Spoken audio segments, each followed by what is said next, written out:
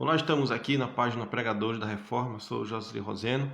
Vamos hoje concluir a nossa série de estudo, a justificação pela fé em Cristo.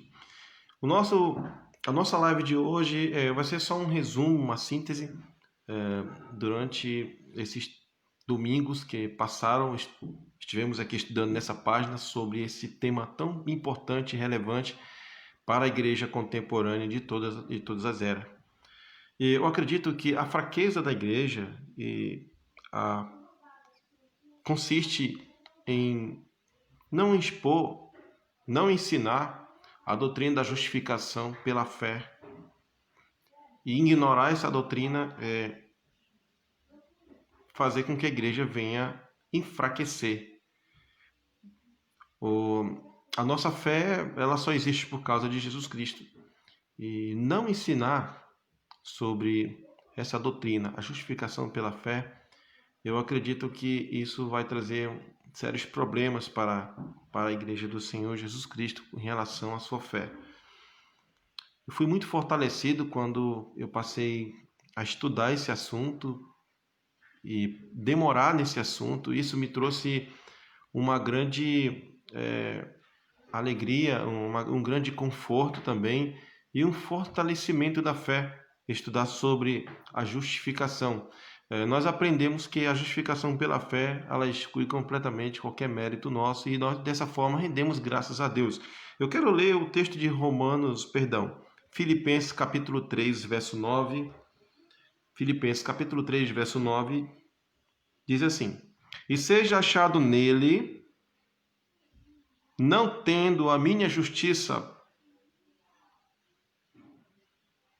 que vem da lei, mas a que vem pela fé em Cristo, a saber, a justiça que vem de Deus pela fé.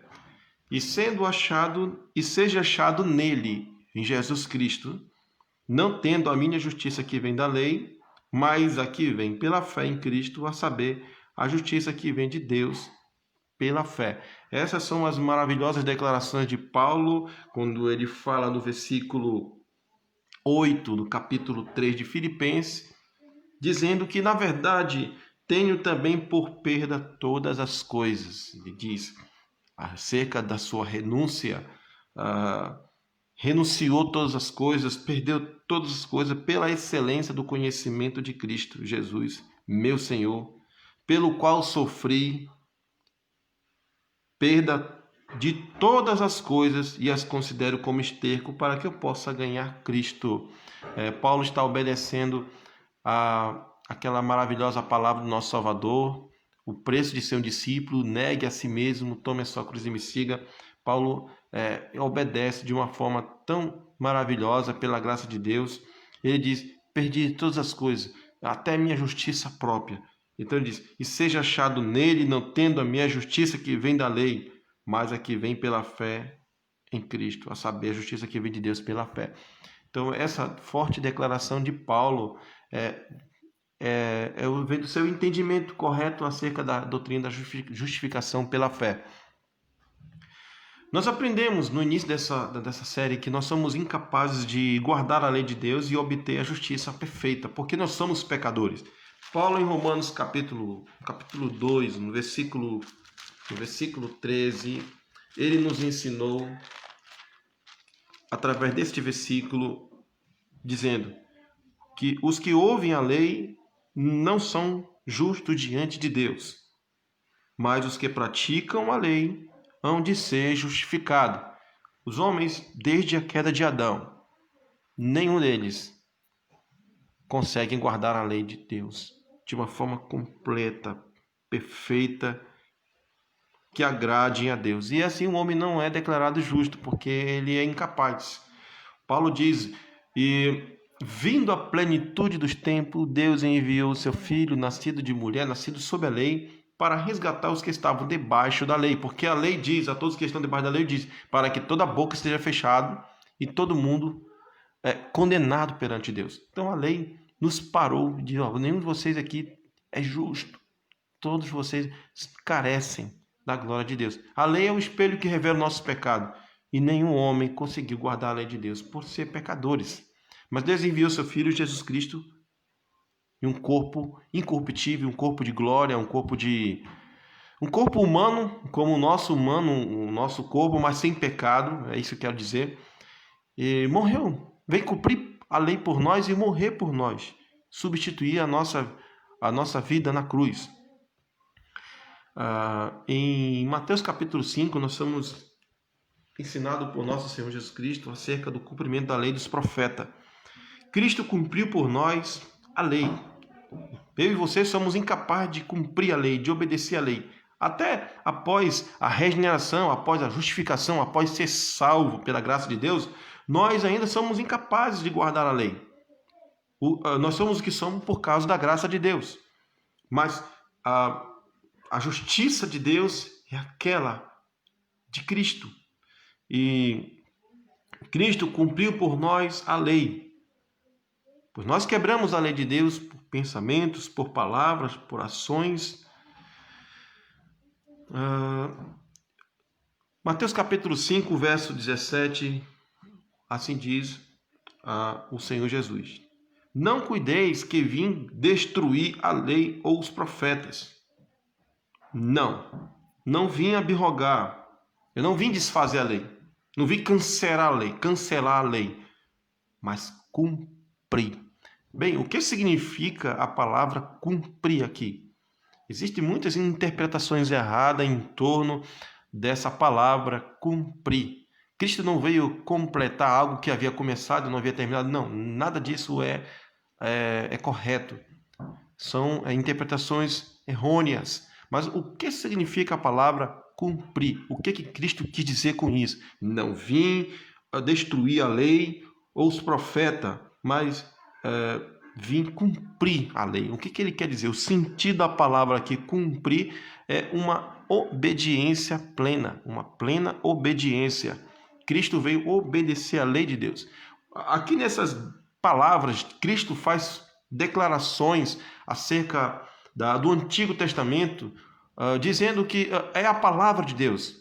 Em Mateus capítulo 5, versículo 17, o versículo 48, o Senhor nos dá ricas instruções acerca da lei de Deus. O Antigo Testamento, ele diz: eu não vim destruir a lei nem os profetas. O Antigo Testamento falam sobre mim. O Antigo Testamento, a lei, falam acerca de mim. E eu vim a esse mundo e o Antigo Testamento, a lei de profeta, se cumpriram porque eu cheguei.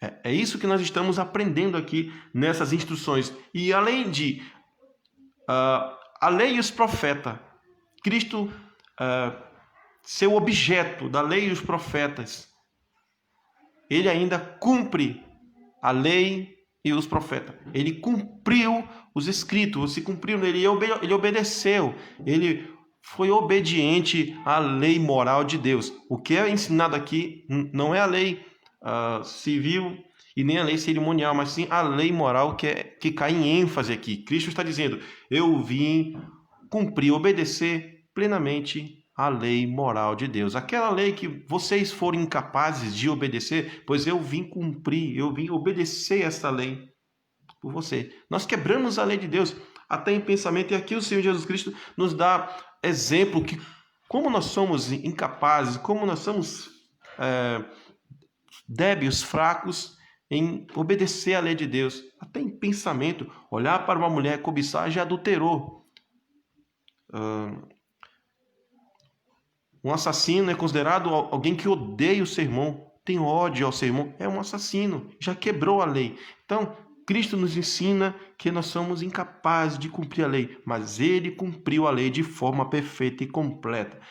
Tudo que estava escrito na lei dos profetas acerca do Messias aconteceu. Ele se manifestou, ele veio para obedecer a lei de Deus e veio para morrer por nós na cruz e nos tornar justificados diante de Deus.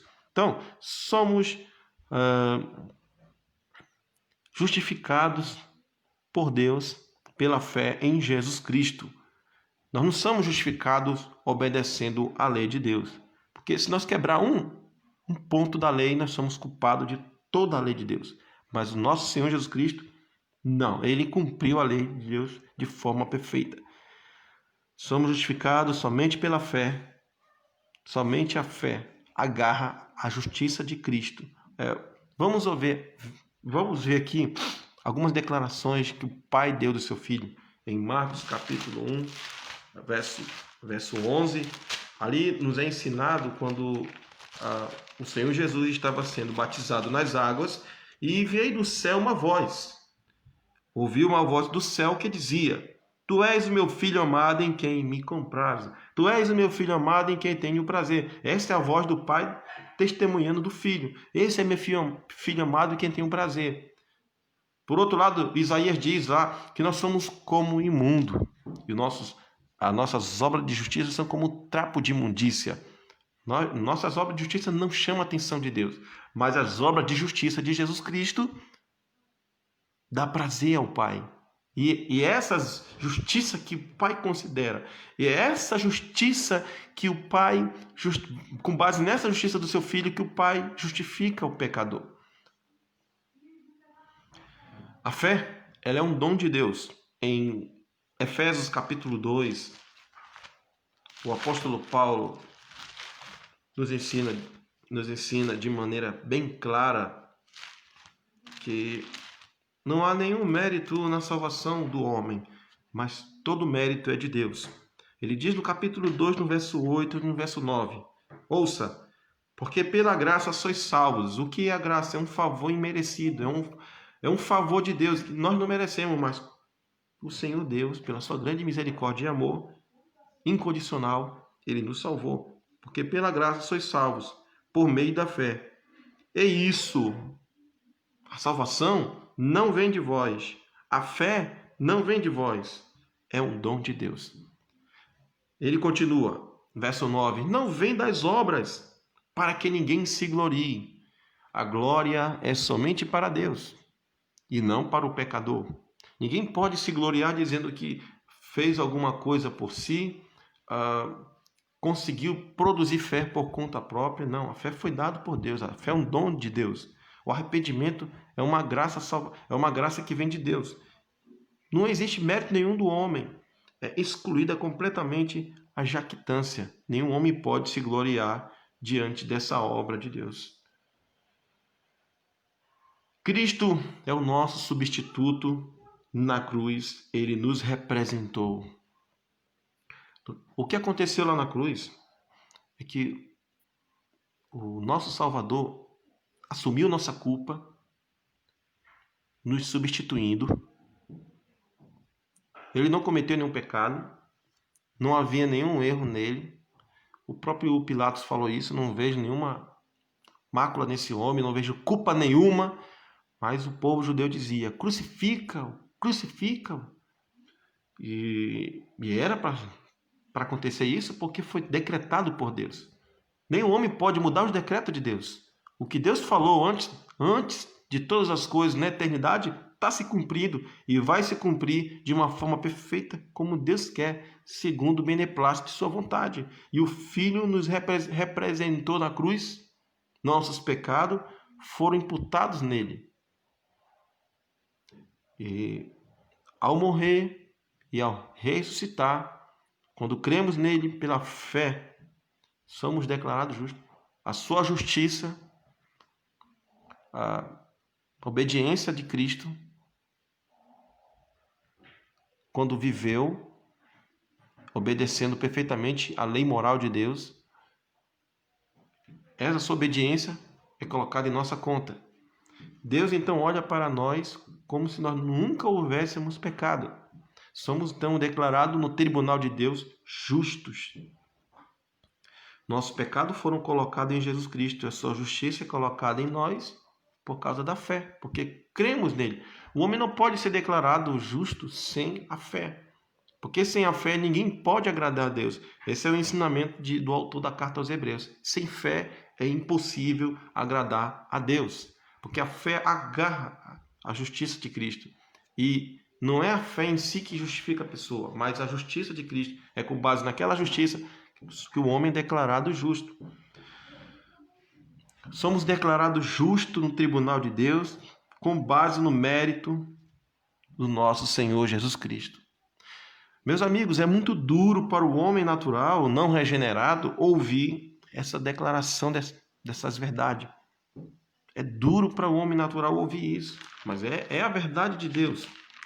Você não pode morrer e ir para a sepultura sem crer nisso. Se você ir para a sepultura sem crer nessa verdade, sem crer no Senhor Jesus, sem entender, você está perdido. Você vai viver eternidade para sempre, sendo punido por Deus, nunca mais sai de lá. Veja o que Paulo diz em Romanos capítulo 3, o verso 21. Eu vou ler até o versículo 28, certo? Mas agora se manifestou, sem a lei, a justiça de Deus, tendo o testemunho da lei dos profetas. Que os profetas e a lei falaram, testemunhando acerca dessa justiça de Deus. Se manifestou sem a lei, a justiça de Deus. A justiça de Deus se manifestou sem condenar o homem, mas para oferecer ao homem a oportunidade de ser justificado. E essa oportunidade é crer no Senhor Jesus. Isto é, a justiça de Deus pela fé em Jesus Cristo para todos e sobre todos os que creem, porque não há diferença. Verso 23. Porque todos pecaram e carecem da glória de Deus. Todos pecaram e carecem da glória de Deus, sendo justificado gratuitamente pela sua graça, pela redenção que há em Cristo Jesus, a qual Deus propôs para a nossa propiciação, pela fé no seu sangue, para demonstrar sua justiça, pela remissão dos pecados dantes cometidos, sob a paciência de Deus. Deus foi paciente até um certo tempo em que seu filho havia de se manifestar.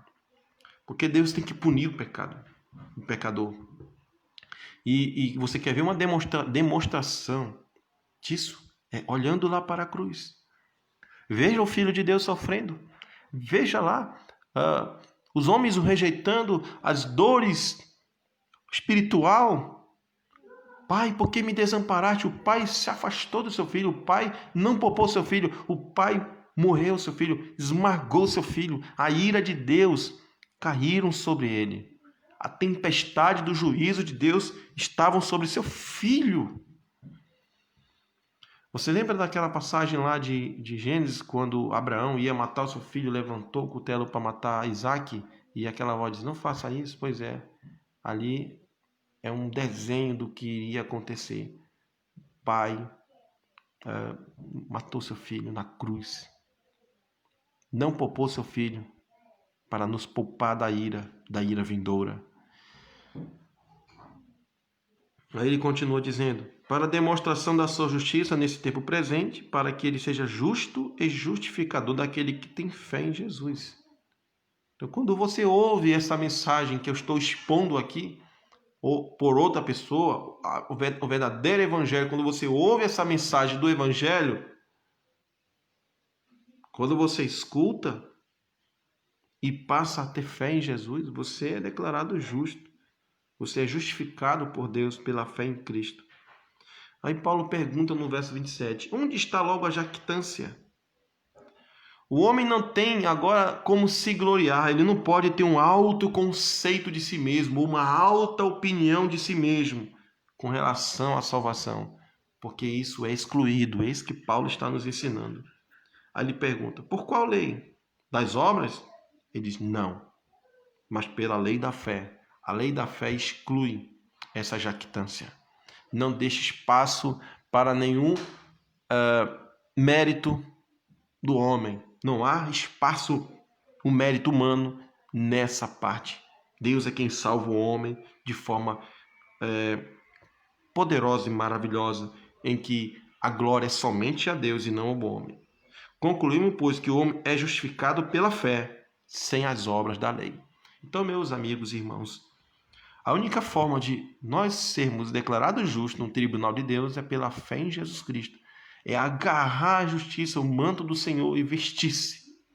E assim Deus olhará para nós sorrindo. Mas aqueles que rejeitam, como aquele homem que entrou, Jesus contou uma parábola dizendo dos convidados para a borda, e muitos estavam ali trajando as vestes nupcial, mas havia um homem ali que não estava trajando as vestes nupcial. E o dono da festa disse: moço, cadê tua veste nupcial? E ele ficou emudecido. Aí ele disse: amarrai-o e lançai nas trevas exteriores, ali haverá choro e ranger de dente. No dia do juízo, no último dia, não haverá misericórdia para quem aqui, nesse mundo, recusou ouvir o Evangelho, recusou crer em Jesus, confiar em Jesus. Alguém que aqui nesse mundo viveu a vida da sua maneira, do seu jeito, independente de Deus, no dia do juízo, no último dia, não haverá misericórdia para essas pessoas, mas haverá misericórdia para aqueles que vestiram a túnica de Cristo, aqui nessa vida, abraçaram a justiça de Jesus, o manto de justiça do nosso Senhor Jesus, e confiaram somente nele. Sim, esses alcançarão misericórdia nesse dia, serão poupados da ira de Deus. E eu quero finalizar aqui dizendo que, mandando uma mensagem até para os pregadores do Evangelho, pastores, obreiros, que pararam de pregar, que volte a pregar a doutrina da justificação pela fé, volte a pregar essa mensagem, essa doutrina maravilhosa para o fortalecimento da igreja. E é você que está recentemente na fé, coloque a sua cabeça nessa doutrina, estude, compreenda, conheça mais, absorva mais essa doutrina. Ela nos fortalece, ela nos mantém consolado, esperançoso e alegre na presença do Senhor Jesus. Hoje termina essa série e no próximo domingo eu vou começar um estudo de escatologia, falando assuntos escatológicos aqui na nossa página. No próximo domingo vou começar falando sobre os 4 cavaleiros do Apocalipse. Não sei se eu vou conseguir falar os 4 na live que vem, domingo, mas vou começar domingo. O Cavaleiro Branco nós vamos falar. Quem é esse Cavaleiro Branco do Apocalipse? E eu convido você para assistir, não perder nenhum desses ensinamentos aqui na página do Apocalipse. No próximo domingo, o Cavaleiro do Cavalo Branco e o próximo cavaleiro também. Eu acredito que 2 cavaleiros por domingo eu vou estar fazendo uma exposição, identificando e aplicando a profecia, que ali o Apocalipse são profecias que se cumpriram, a maioria no passado. Então, domingo nós vamos ver quem é esse cavaleiro. É Jesus Cristo? É o anticristo? Nós vamos saber quem é esse cavaleiro do cavalo branco, Apocalipse, no próximo domingo. Então, muito obrigado e que todos sejam edificados por essas mensagens.